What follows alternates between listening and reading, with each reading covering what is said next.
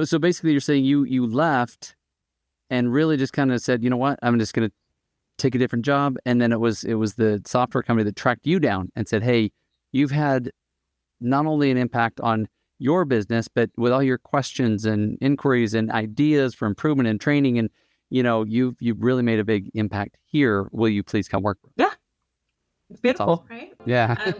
Hello, and welcome to the Elevator Careers podcast, sponsored by the Allred Group. I am your host, Matt Allred. In this episode, we sit down with Sarah Trujillo to talk about how she entered the elevator industry and some of the challenges she faced. As Sarah dug in and asked questions, she became instrumental in transforming the company's workflow through systems and innovation. Little did she know that it would lead to even bigger opportunities down the road. When talent is mission critical, call the Allred Group. With industry expertise, top talent, and exceptional customer service, you need the Allred Group on your side. Your priority is our priority. Call now, 404-890-0445. Sarah, welcome to the show. Thank you, Matt. Thank you for having me. Thank you. I'm excited. I've enjoyed our past conversations, and honestly, I was kind of inspired, right? Just talking to you about the journey you've been on and some of the things you've learned. And so I think there's something for all of us to learn. And so I just wanted to, start at the beginning. Like, how did you find the elevator industry? Well, indeed found the industry for me. Before my career in elevators, decided I was going to be a school teacher from a very young age. I did get my master's in teaching and taught, and I decided that, like many people, what I thought I was going to do my whole life was not what I wanted to do anymore. And I highly valued having more separation. When I'm at work, I'm at work. When I'm home, I'm home. And so that took me to Indeed to find a position that I could essentially do that. And it was an elevator. Sounds like with teaching, it sounds like it was just part of your life. It's like you couldn't really turn it off. You go home and you are grading papers all night and you're planning your lessons, and there's no real separation from one to the other. Gotcha. I'm not saying I have separation now anymore, but at that time, my children were very young, and I wanted to, when I was at home, I wanted to be with them at home. And so I looked on Indeed. I was looking for, a typical 9 to 5 that I could have that separation. And at the time, I had a few interviews, and one of the interviews was with an elevator company. Mind you, I've heard this actually several times in the past. All I knew is the elevators go up and down. I didn't really know anything about elevators except that they were a device that I press a button and I magically end up somewhere else. And so I went in for the interview, and the owner was the one who had predicted and kind of asked me some different questions. And he, like most people I've met in the elevator industry, he comes from the field and now works within the office. Followed his dad, who came from the field, opened the company. And so it was a family-owned company. One of his questions was basically, you need a thick skin. And if you don't have a thick skin, you're not going to make it in this industry. So that's one of my biggest concerns. And my reply to him was, well, I taught 7th grade. And the things that come out of those kids' mouths make sure that you have a very thick skin.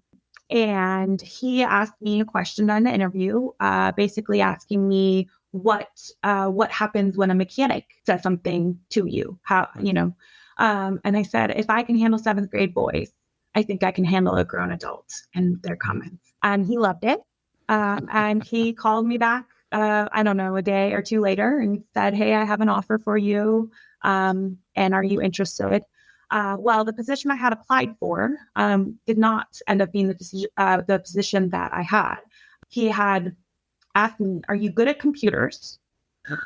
Do you type fast and have common sense? That was the requirements for the position that I was applying. Those are critical. Yeah. I had those criteria.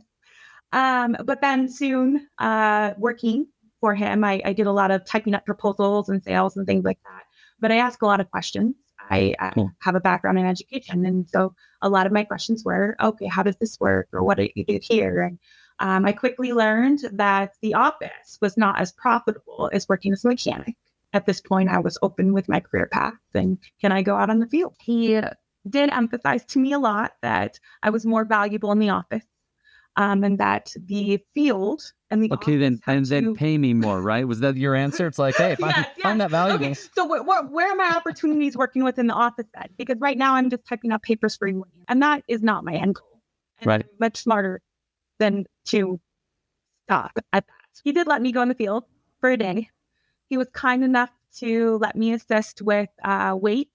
They're on wheels, but this is a category testing is a common duty of a mechanic. And so I had to move thousands of pound weights from a truck to the elevator, test it, and then move them back. Now, I didn't perform the testing. I was with a mechanic. It was just more, I did the grunt work, the help work. And I had to go to the bathroom naturally. And the mechanic told me, all right, there's a bucket in the van. I said, okay, I think that I need air conditioner and I need to work in the office. I don't know if I'm. Did that convince you then? I mean, were you satisfied with the office after that one day experience, or was it? No. I would always, that's it. I'm going out there. Or I would, fun banter with the mechanics. I've done that. I know how to do that now. And so I would always tease. But yes, Matt, in the back of my mind, that was when I realized, yes, I am not cut out for the field. So how did it develop from there? I mean, it sounds like you were a little under-challenged, right? And so it's like, hey, not only do I want to make more, I want to do more, I want to contribute more, I want to give more.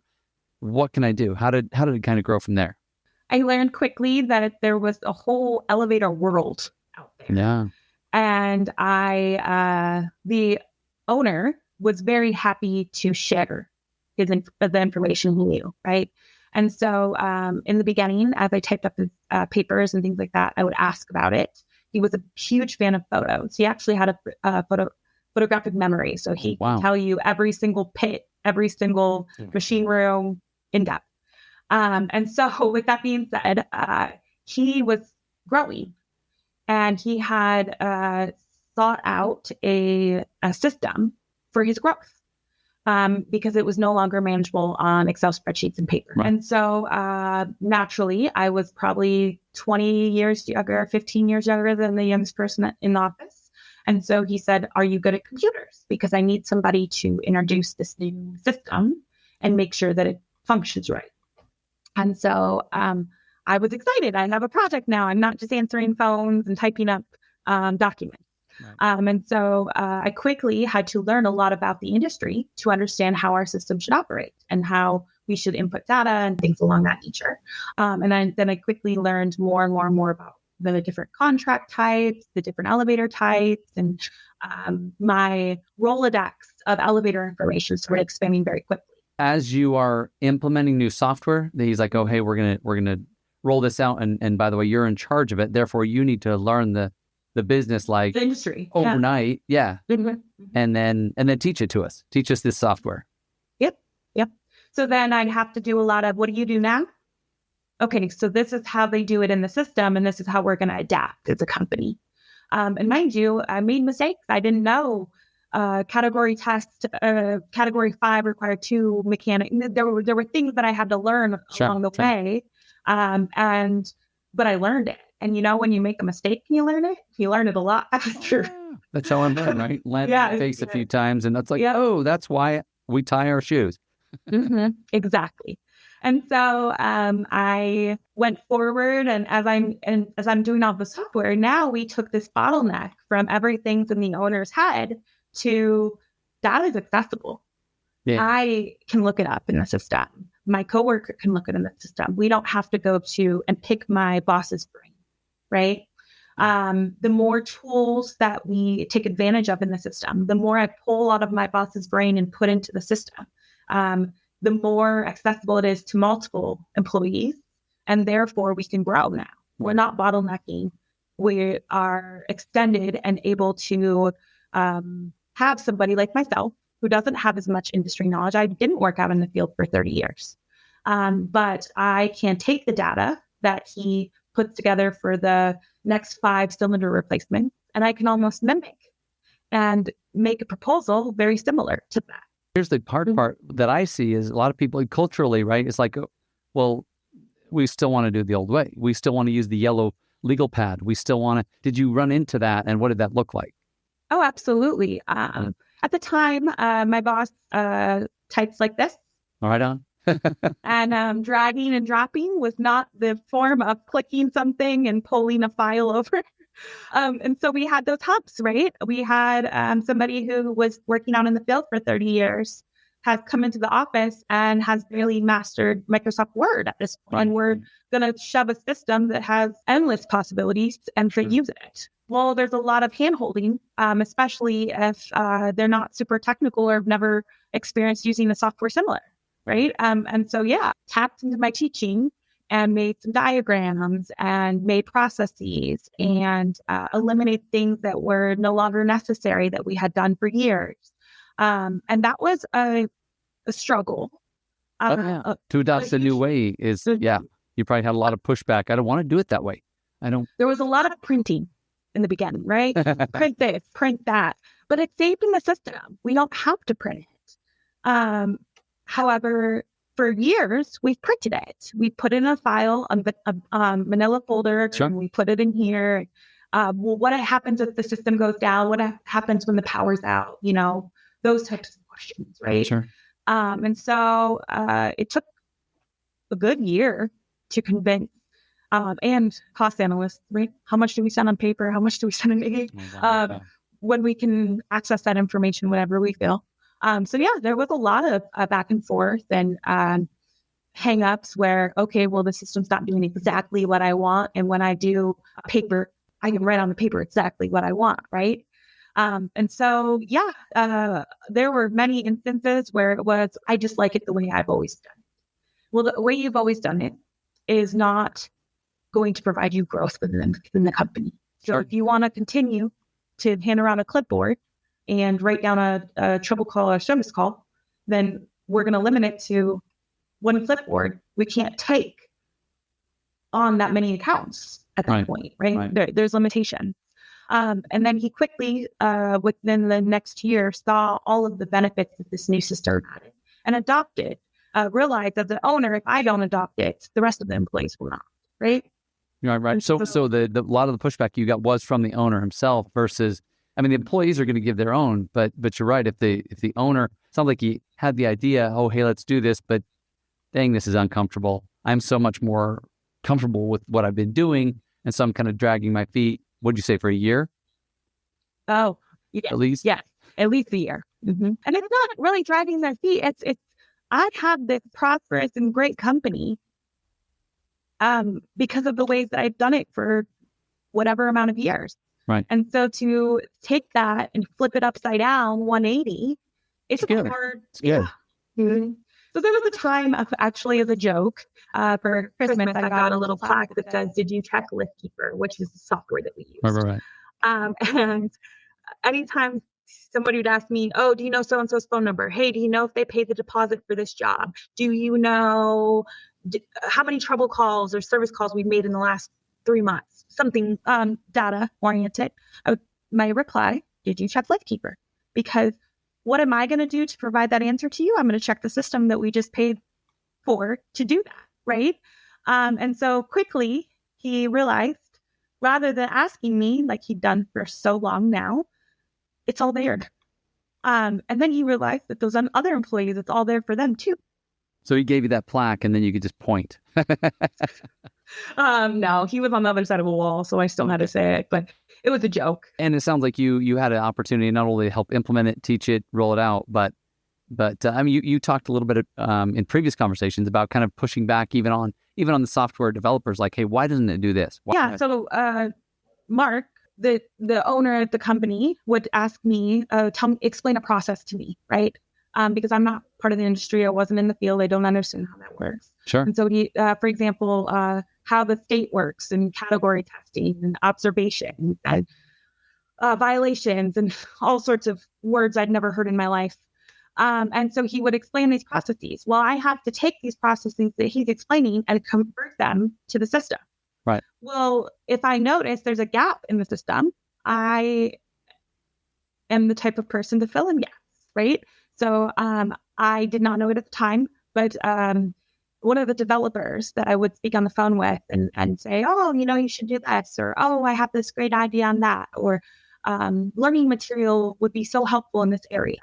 I was constantly in conversation with that company, wanting to improve their software for the other users as well as myself, right? And I want to improve it for my company, but I also want to improve it for everybody in this industry because everybody has the same problems, right? Sure. It's reoccurring. And so later down the road, I worked for the elevator company for some years using this software, and COVID hit. Well, I got the opportunity to work from home. And I think a lot of people know, unfortunately, but people in the office, we do have some perks. And one of them was during COVID, we could work from home. And another thing that a system allows you to do rather than paper, right? Right, for sure. And so now that we have this system, I could essentially do my job, several aspects of my job from home. Right. Well, I want to work from home more often, but COVID's over now, or COVID's calmed down a bit. I also have saved tons of money in gas. I had that 1 hour commute there and back spent with my children rather than commuting.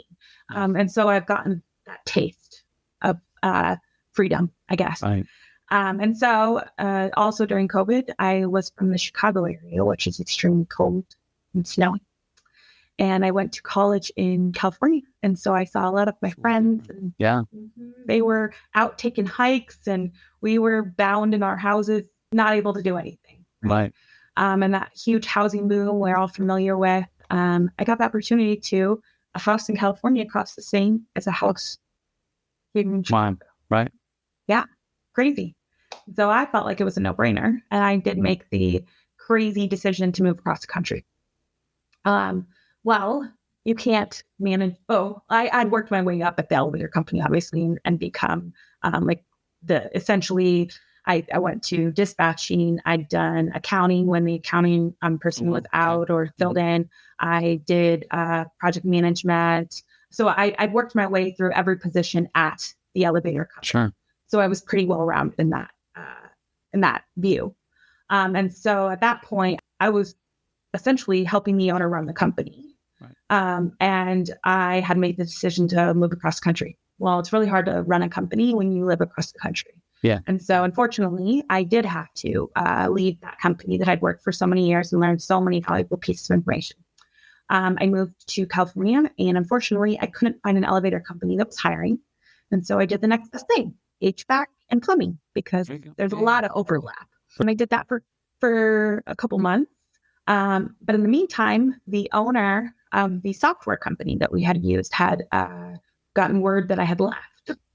Well, I had mentioned that I had put several conversations with him about improvements, and I knew the industry really well, and I had room for training materials and things like that. And so he had contacted me and had offered me a job.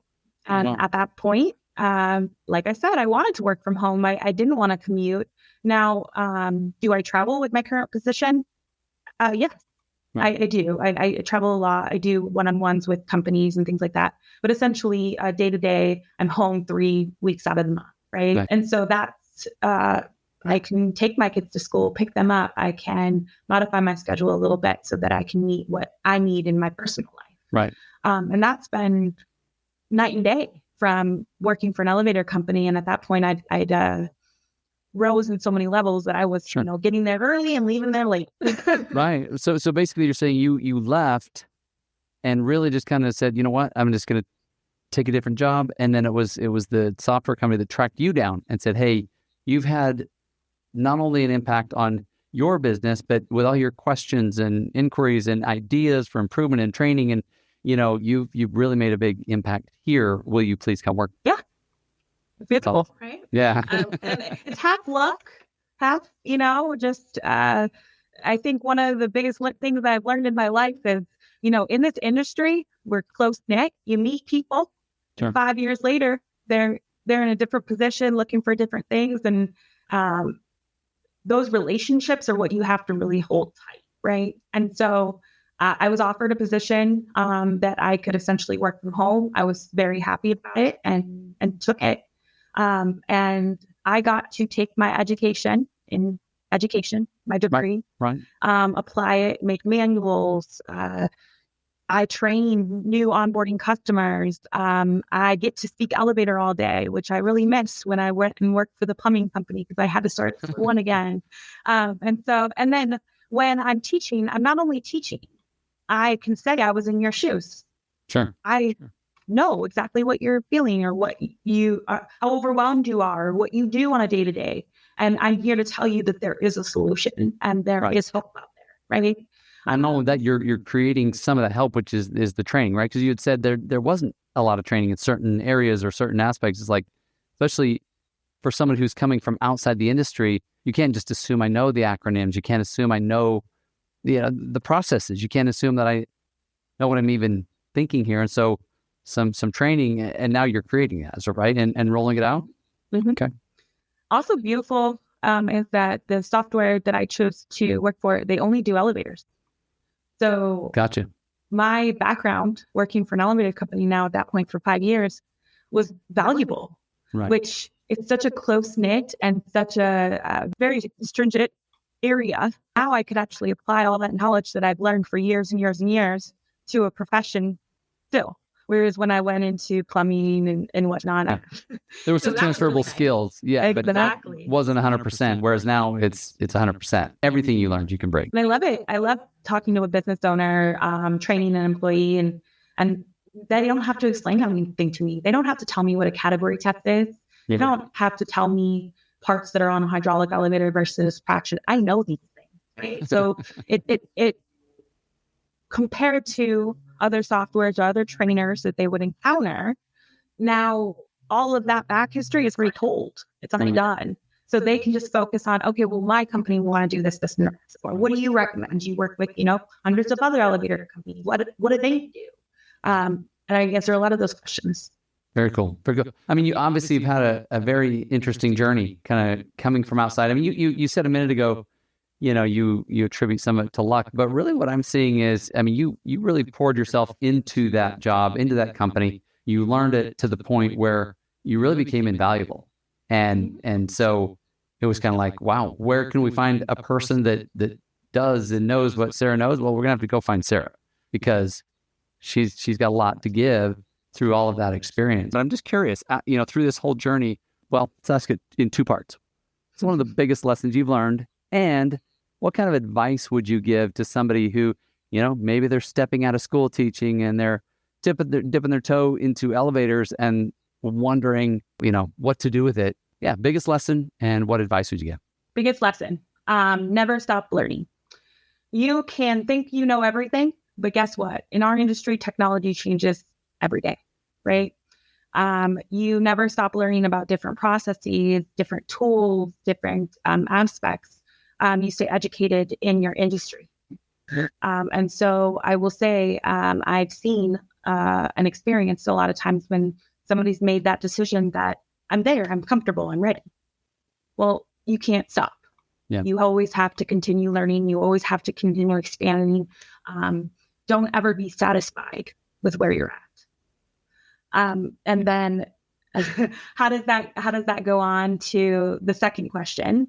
I've learned that relationships, they go full circle. You will always meet very valuable people and come back and revisit them later in your career multiple times. And so creating those healthy relationships when you're first graduating as a teacher and you're networking. Right. Finding out what's out there, talk to people, find out what they do, find out if that's a good fit for you. It doesn't have to be in the elevator industry. I just stumbled on an amazing industry that I love. Sure. But some people don't like it. They don't like working with mechanics who like to cuss a lot, or, there's things about our industry that are just accepted, right? Sure. That they don't have a thick enough skin. But I would encourage you to always network, find out what's out there and keep that in mind.